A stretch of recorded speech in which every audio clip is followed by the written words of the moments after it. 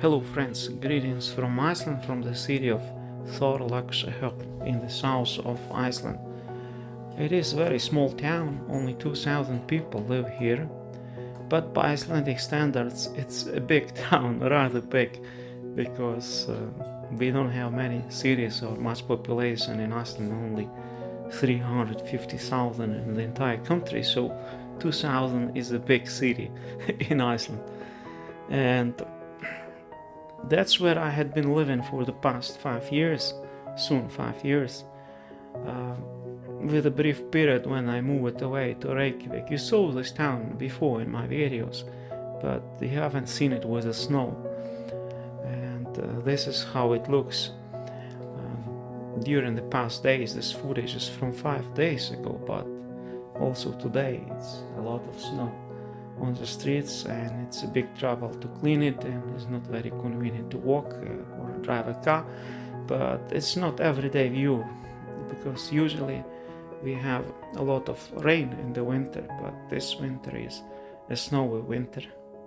It's good for a change, but overall this had been tough January, tough beginning of the year, at least in the sense of climate, and I don't know if it's a bad or good omen for the year that is coming, because usually bad weather accompanied troublesome years in the history of mankind. To the front you see the city hall of Ölfus municipality. That's how this district is called. Thorlakshöfn is the capital of this municipality. There is a library and a bank, and to the front you see also the city park. This is the main street of the town, and the town is named after Saint Thorlak, as I told you earlier in my previous videos.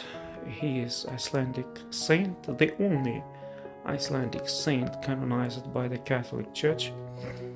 He was canonized by John Paul II, and he had been venerated through Iceland for centuries because of many miracles which are recorded in St. Thorlak's saga.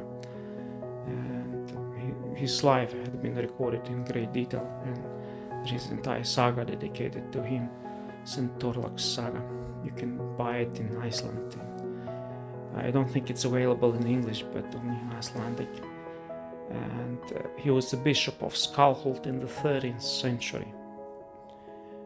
And there is a monument to him in this town. Also the church is dedicated to this saint, St. Thorlak's Kirkja. To the right you saw school and kindergarten. This is a swimming pool and sport complex, home to famous basketball team called Thor, which won Iceland Cup first place in Iceland last year. Also this year they are on leading positions in basketball. Many foreign players play for this team. Swimming pool and cemetery and the St. Thorlak's church in the background. On the cemetery you find a monument to the sailors who perished in the sea, because this is a fishing community and many people work in the fish industry here.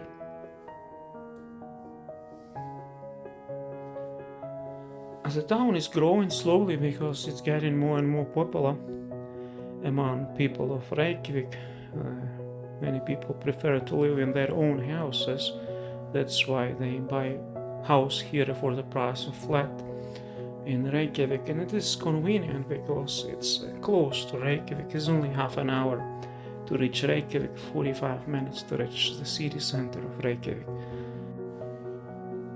There isn't much vegetation around this town because the town itself is built on the lava field called Febryary. From 5,000 years ago the eruption was some 30 kilometers to the north in the mountains, and lava arrived all the way to the ocean here. What was under and before that eruption, we don't know. Maybe there was ocean, maybe it's a new land formed 5,000 years ago, but at least the area all around to the west is a lava field from 5,000 years ago. There is some vegetation over it, but not much. This is the hub of Thorlakshöfn. In the area to the east, it's a black sand beach and some more ancient lava fields. It's called Skutuböt, this beach, and it's popular among surfers. So you have to wear some suits to do surfing in Iceland.